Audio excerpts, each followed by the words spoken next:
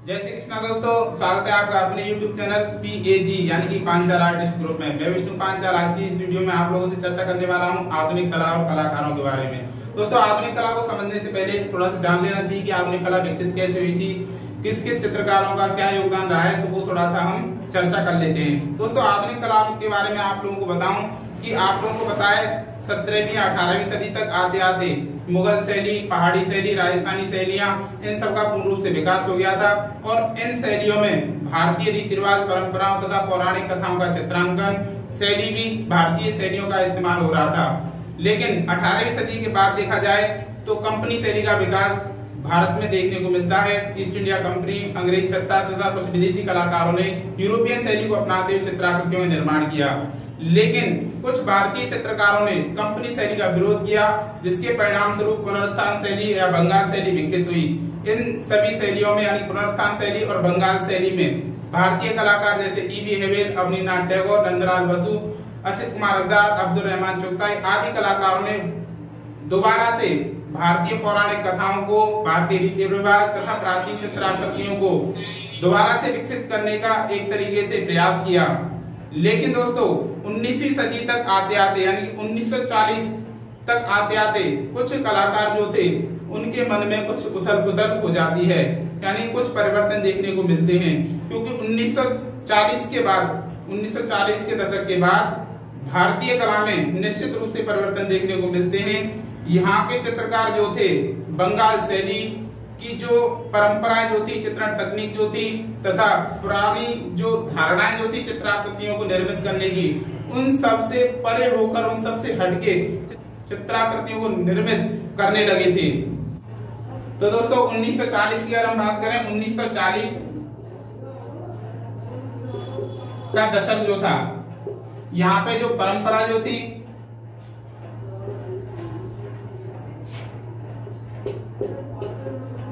बंगाल शैली,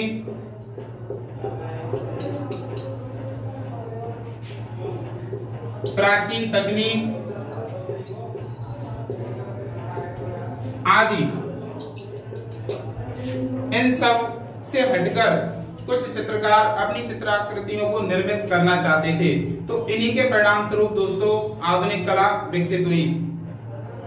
क्योंकि दोस्तों आधुनिक कला के जो कलाकार जो थे वो पाश्चात्य कलाकारों से काफी प्रभावित थे। आधुनिक कलाकार जो थे इनका मानना था कि हमें कुछ नए स्तर पर चित्राकृतियां विकसित करनी चाहिए, कुछ नया हमें विकसित करना चाहिए। तो इस चीज को मद्देनजर रखते हुए आधुनिक कलाकारों ने कुछ कला समूहों का निर्माण किया, कुछ कला संगठन जो है स्थापित किए। तो उन कला संगठनों के बारे में हम चर्चा करते हैं। कौन कौन से कला संगठन स्थापित हुए थे, जैसे कि कलकत्ता कला समूह है, PAG यानी कि प्रोग्रेसिव आर्टिस्ट ग्रुप है, और दिल्ली शिल्पी चक्र है। कुछ ऐसे कला समूहों की स्थापना की गई। तो दोस्तों, कौन कौन से कला समूह स्थापित हुए थे, तो वो याद रखना आप आधुनिक कला को विकसित करने के लिए, जैसे कि कलकत्ता कला समूह। नेक्स्ट है दोस्तों PAG, जिसे हम पैग बोलते हैं, कला समूह। दोस्तों इसका पूरा नाम है progressive artist group Mumbai. Next है दोस्तों दिल्ली शिल्पी चक्र।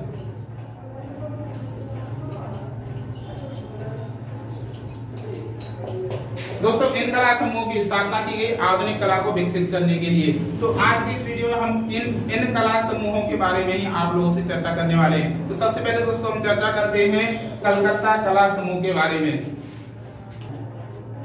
दोस्तों कलकत्ता कला समूह के बारे में आप 5 पॉइंट याद रखोगे तो आपको पूरा कलकत्ता कला समूह बहुत आसानी से याद हो जाएगा। कौन कौन से पॉइंट याद रखने हैं दोस्तों? सबसे पहली चीज याद रखोगे आप स्थापना। दूसरा पॉइंट आप याद रखोगे दोस्तों चित्रकार। तीसरा पॉइंट आप याद रखोगे दोस्तों उद्देश्य, यानी किस उद्देश्य को लेकर इन कला समूह की स्थापना की गई।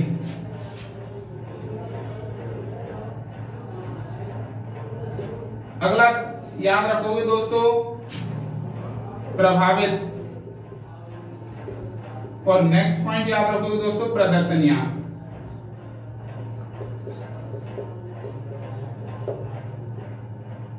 ये पांच पॉइंट दोस्तों आप लोगों को याद रखने हैं। तो सबसे पहले हम बात करते हैं स्थापना की।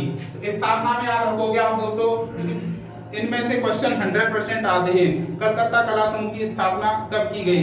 तीनों कला समूह की स्थापना के लिए इजीली आप 3 डेट याद रखिए, 1943, 1947 और 1949, यानी 1943, 1947 और 1949। तो सबसे पहले मैंने आपको कलकत्ता कला समूह के बारे में बताया था। इसकी स्थापना दोस्तों कब हुई है? 1943 में। किसके द्वारा हुई है दोस्तों? प्रदोष दास गुप्ता और दूसरा चित्रकार है दोस्तों निरोध मजूमदार।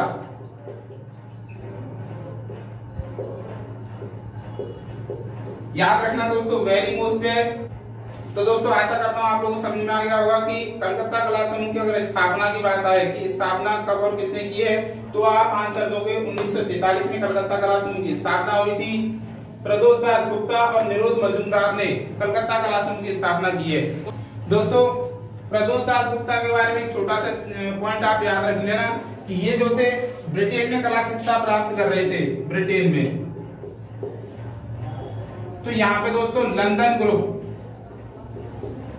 ग्रुप एक कला समूह था, इससे ये जुड़े हुए थे। तो इस लंदन ग्रुप जो कला संस्थान जो थी, कला समूह जो था, इससे काफी प्रभावित थे। तो जब भारत आए तो इसी की तर्ज पर इन्होंने इसको देखते हुए तथा निरोध मजूमदार को साथ लेकर कलकत्ता कला समूह की स्थापना की थी 1943 में। दोस्तों कलकत्ता समूह के जो चित्रकार हैं, उन चित्रकारों की अगर हम बात करें, कौन कौन से चित्रकार हैं, तो सबसे पहले दोस्तों ये चित्रकार तो आपको याद रखने ही है, तो मैं इनको भी लिख देता हूं। प्रदोष दास गुप्ता,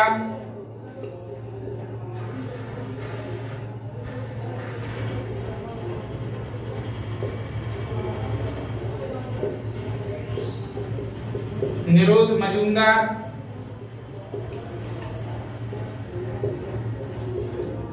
परितोष सेन। तो दोस्तों ये सभी कलकत्ता कला समूह के चित्रकार हैं। आपको याद रखना है कलकत्ता कला समूह के चित्रकारों के नाम। और इनमें दोस्तों एक महत्वपूर्ण चीज ये और याद रख लेना कि इन चित्रकारों में कुछ मूर्तिकार भी थे, क्योंकि मूर्तिकार चित्रकारों ने मिलकर कई प्रदर्शनियां लगाई थी कलकत्ता कला समूह के नाम से। तो कौन कौन से मूर्तिकार थे दोस्तों, आपको याद रखना है। एक तो कमलादास मूर्तिकार थे इसमें, और प्रदोष दास गुप्ता, ये दोनों मूर्तिकार भी थे जिन्होंने अपनी मूर्ति शिल्पों की प्रदर्शनियां कलकत्ता कला समूह के माध्यम से लगाई थी। दोस्तों उद्देश्य की अगर हम बात करें तो उद्देश्य क्या था, किस उद्देश्य से कला समूह की स्थापना की गई थी, तो बिल्कुल शॉर्ट इजी शब्दों में समझ लो आप कि पुराना छोड़ो कुछ नया करो।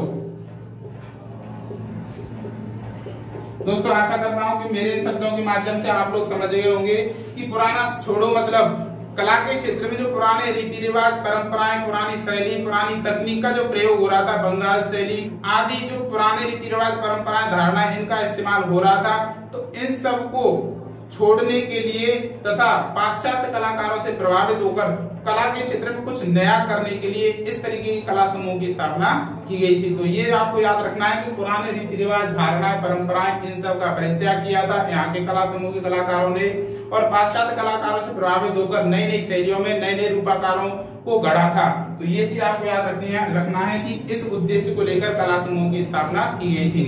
दोस्तों प्रभावित यानी कि इस समूह के कलाकार किन किन पाश्चात्य कलाकारों से प्रभावित थे, तो वो भी आपको याद रखना है। कौन कौन से कलाकार थे, पाश्चात्य कलाकार जिससे प्रभावित थे, वो है दोस्तों हेनरी मूर,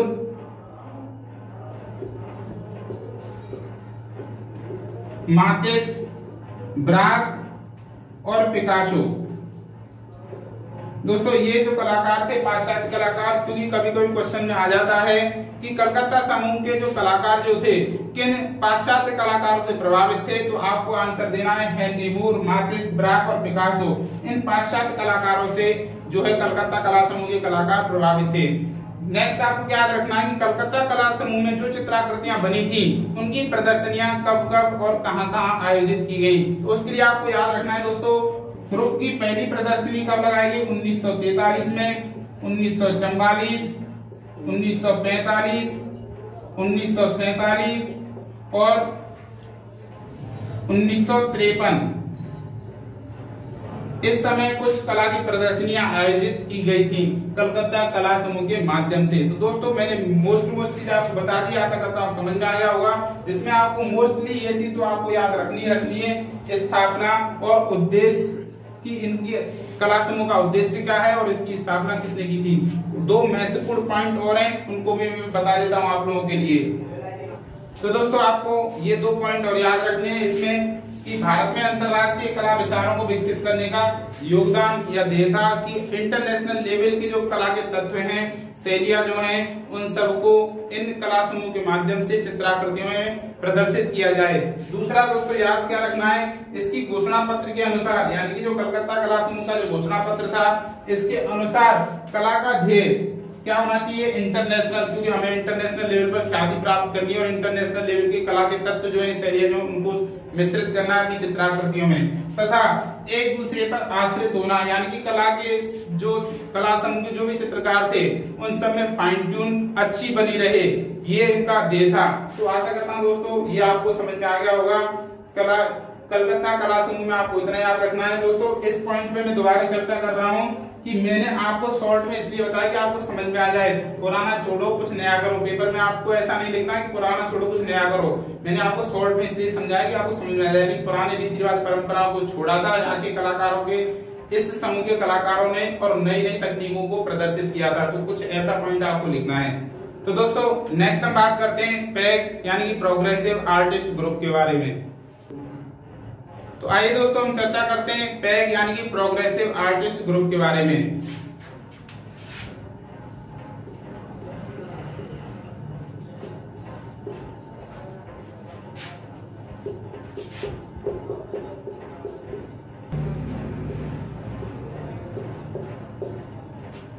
दोस्तों ये नाम आपको याद रखना है, ये मैंने तीन तरीके से लिखा है, पैग, ये पैग और इसका पूरा नाम है दोस्तों प्रोग्रेसिव आर्टिस्ट ग्रुप। क्योंकि पेपर में कभी कभी ये भी आ जाता है शॉर्ट की पैग का पूरा नाम बताएं, या तो ऐसे लिखा जाएगा या फिर PAG लिखा जाएगा कि इनका पूरा नाम। तो आपको नाम दोनों का पूरा एक ही है, प्रोग्रेसिव आर्टिस्ट ग्रुप। तो पहला क्वेश्चन दोस्तों यही से बनता है, अगर आपसे पूछे कि प्रोग्रेसिव आर्टिस्ट ग्रुप यानी कि पैग का पूरा नाम क्या है, तो आप बताओगे प्रोग्रेसिव आर्टिस्ट ग्रुप। दोस्तों इसकी स्थापना की बात करें, स्थापना तो इसकी स्थापना दोस्तों 6 चित्रकारों ने मिलकर की थी। क्योंकि यहाँ के जो चित्रकार जो थे, मुंबई में जो प्रदर्शनी लगी थी, तो उस प्रदर्शनी यानी कलकत्ता कला समूह की जो प्रदर्शनी लगी थी मुंबई में, तो उस प्रदर्शनी से काफी प्रभावित हुए थे। तो उसको देखते हुए इन्होंने भी डिसाइड किया कि हमें भी एक क्या बनाना है, एक ग्रुप बनाना है। तो इन्होंने फिर ग्रुप की स्थापना की, प्रोग्रेसिव आर्टिस्ट ग्रुप। दोस्तों कहाँ पे है ये? यह मुंबई में स्थापित है। तो दोस्तों यह जो ग्रुप जो था, याद रखना 6 चित्रकारों ने मिलकर इसको स्थापित किया था। आरा, सुजा, रजा, भाकरे, गायतोंडे, हुसैन, ये इस ग्रुप के प्रमुख चित्रकार हैं। तो दोस्तों इस ग्रुप के मैं मेन जो पॉइंट है उनको लिख देता हूं। तो दोस्तों आपको प्रोग्रेसिव आर्टिस्ट ग्रुप के बारे में ये 5 पॉइंट आपको याद रखने हैं। स्थापना, चित्रकार, कुछ बाद में इस ग्रुप से कुछ बाद में चित्रकार जुड़े थे, तो उनके भी नाम मैंने मेंशन कर दिए हैं।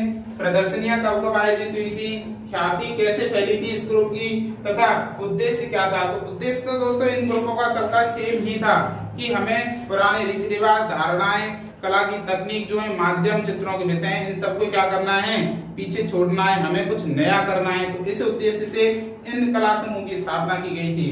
दोस्तों स्थापना की बात करें तो मैंने आपको बताया कि इन 3 ग्रुपों की स्थापना के लिए आपको 3 डेट याद रखनी है, 43, 47 और 49। तो मैंने बताया आपको कलकत्ता कला समूह की स्थापना कब हुई थी, 1943 में। और दोस्तों इसकी स्थापना कब हुई है, 1947 में। याद रखना है, अगर आपसे पूछे कि प्रोग्रेसिव आर्टिस्ट ग्रुप की स्थापना कब हुई है, 1947 में। दोस्तों कहां पे ये, मुंबई में,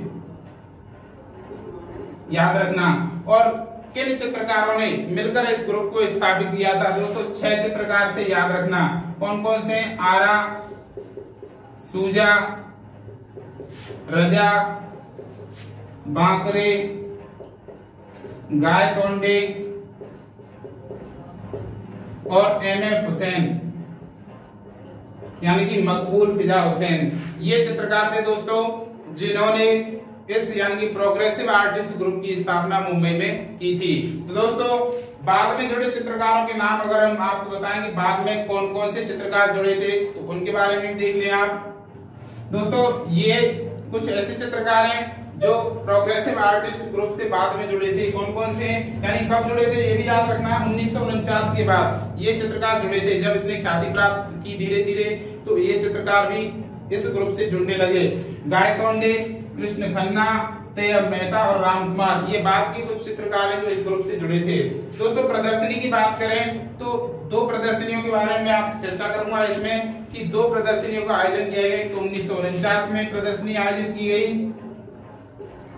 और एक दोस्तों 1950 में प्रदर्शनी आयोजित की गई। ये 1949 में जो प्रदर्शनी आयोजित की थी ये दोस्तों एकल प्रदर्शनी थी। एकल प्रदर्शनी हम कह सकते हैं यानी कि सिर्फ और सिर्फ जिसमें प्रोग्रेसिव आर्टिस्ट ग्रुप के चित्रकार जो थे इन्होंने ही अपनी प्रदर्शनियां यानी अपनी चित्राकृतियों को प्रदर्शित किया था। 1949 में जो प्रदर्शनी आयोजित की थी। दोस्तों 1950 की बात करें तो 1950 में पैग प्लस कलकत्ता इन दोनों ग्रुपों ने मिलकर प्रदर्शनी का आयोजन किया था। तो ये प्रदर्शनी आपको याद रखनी है 1949 तो एकल प्रदर्शनी यानी कि सिर्फ और सिर्फ पैग के द्वारा आयोजित की गई। और 1950 में जो प्रदर्शनी आयोजित की गई इसमें पैग के यानी प्रोग्रेसिव आर्टिस्ट ग्रुप के और कलकत्ता ग्रुप के दोनों कलाकारों ने मिलकर जो है इस प्रदर्शनी का आयोजन किया था। दोस्तों इसकी ख्याति की बात करें हम, इसकी ख्याति कैसे फैली थी तो ख्याति फैलाने में पाश्चात्य कलाकारों का बड़ा योगदान रहा है। कौन कौन से कलाकार हैं वो जिन्होंने पैग को जो है ख्याति नाम बनाया था।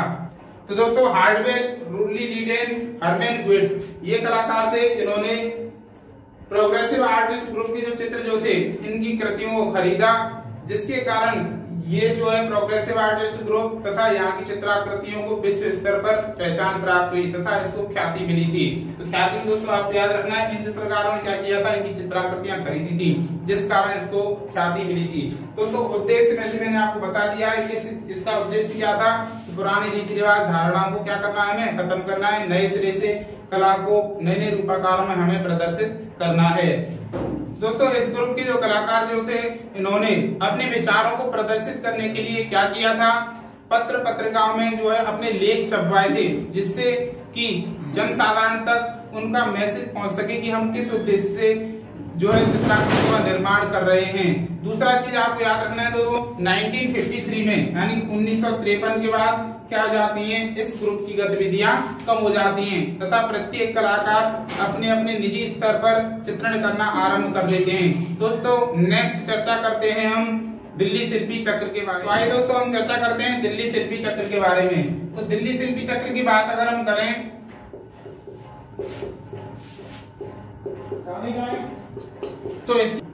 तो आइए दोस्तों हम चर्चा करते हैं दिल्ली शिल्पी चक्र के बारे में। तो दिल्ली शिल्पी चक्र की बात करें दोस्तों अगर हम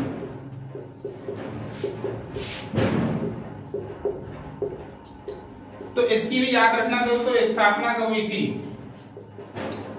25 मार्च 1949। दोस्तों याद रखना अगर आपसे पूछे दिल्ली शिल्पी चक्र की स्थापना कब हुई है, 25 मार्च 1949। दोस्तों यह वह समय था लगभग क्योंकि भारत और पाकिस्तान का जब विभाजन हुआ था तो उसके कुछ समय बाद ही जो है बीसी सान्याल यानी कि भावेश चंद्र सान्याल जो लाहौर में एक चित्रण कार्य करते थे, चित्रशाला जो थी, तो वहां से जो है ये दिल्ली आ गए। और दिल्ली में जब ये आए तो इन्होंने सोचा कि हमें क्या करना चाहिए, अपना ग्रुप क्रिएट करना चाहिए। तो इन्होंने ग्रुप स्थापित किया, कौन सा, दिल्ली शिल्पी चक्र।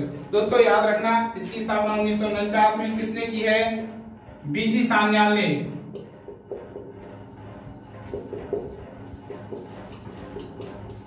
और बीसी सान्याल का पूरा नाम क्या है दोस्तों, भावेश चंद्र सान्याल।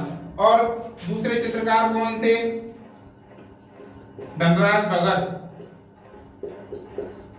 तो दोस्तों अगर स्थापना की बात आए तो आप याद रखना दिल्ली शिल्पी चक्र की स्थापना कब हुई है, 25 मार्च 1949 में बीसी सान्याल और धनराज भगत द्वारा इसकी स्थापना की गई है। तो दोस्तों चर्चा करते हैं दिल्ली शिल्पी चक्र के बारे में, डीपली जान लेते हैं थोड़ा सा। मैंने आपको बताया कि दिल्ली शिल्पी चक्र की स्थापना कब और किसने की है। तो दोस्तों दिल्ली शिल्पी चक्र की स्थापना जो हुई है 25 मार्च 1949 बीसी सान्याल और धनराज भगत द्वारा इसकी स्थापना की गई थी। बीसी सान्याल, जिसको हम आगे भी पढ़ेंगे, लेकिन पूरा नाम आप याद रखना कि बीसी सान्याल का पूरा नाम क्या है, तो भावेश चंद्र सान्याल इनका पूरा नाम है, जिनके द्वारा इस ग्रुप की स्थापना की गई थी। तो नेक्स्ट दोस्तों आप याद रखोगे, मैंने मेन पॉइंट आपको लिख दिए हैं कि इसके कलाकार कौन कौन से थे। तो कलाकारों में आप याद रखना हरकृष्ण लाल, केसी आर्यन, दमयंती चावला, दिनकर कौशिक और श्रीनिवास पंडित आदि इस यानी कि दिल्ली शिल्पी चक्र के कलाकारों के नाम हैं।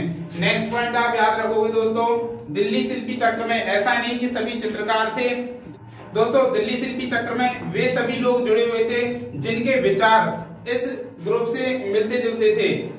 यानी कि कौन कौन थे, कवि भी थे, लेखक भी थे, चित्रकार भी थे, संगीतकार, ये सभी जो थे इस ग्रुप से जुड़े हुए थे तथा कला आलोचक भी इस ग्रुप से जुड़े हुए थे।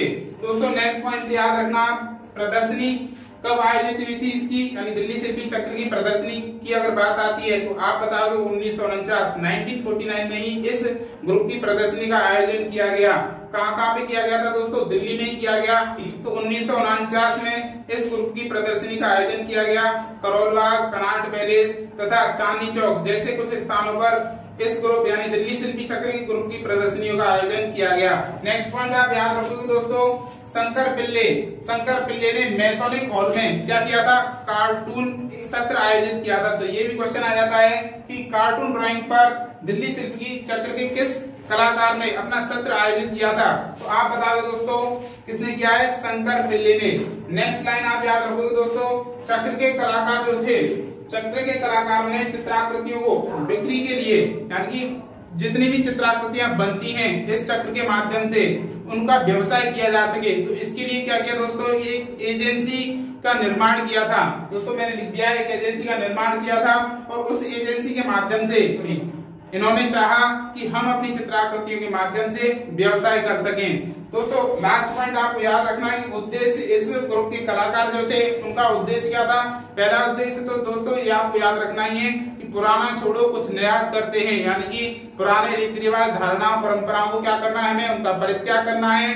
कुछ नई तकनीक का जो है नई शैली तथा पाश्चात्य कलाकारों की जो शैलियां उनको ग्रहण करके चित्राकृतियों का निर्माण करना चाहिए। तो ये दोस्तों इनका उद्देश्य था। दूसरा उद्देश्य आपको याद रखना है, प्रभावी गतिविधियों और कला कार्यक्रमों के माध्यम से, प्रभावी गतिविधियां यानी कि उस समय जो कला के क्षेत्र में जो गतिविधियां हो रही थी उनके माध्यम से तथा अन्य कलाकारों के कला की जो कार्यक्रम होते हैं उनके माध्यम से क्या किया जाए, कला संस्थानों की कार्य प्रणाली की जो है उन पर कार्य प्रणाली पर नजर रखी जा सके, उनकी जांच की जा सके। तो ये भी इस ग्रुप का उद्देश्य था। दोस्तों आशा करता हूँ आप लोगों को समझ में आ गया होगा। हम अगली नेक्स्ट वीडियो में आप लोगों से चर्चा करेंगे मॉडर्न आर्टिस्टों के बारे में। आज हमने आपसे चर्चा की है मॉडर्न आर्ट के बारे में। तो ये दोस्तों मॉडर्न आर्ट के जो प्रमुख कला समूह हैं इनका आप कला के क्षेत्र में महत्वपूर्ण योगदान रहा है।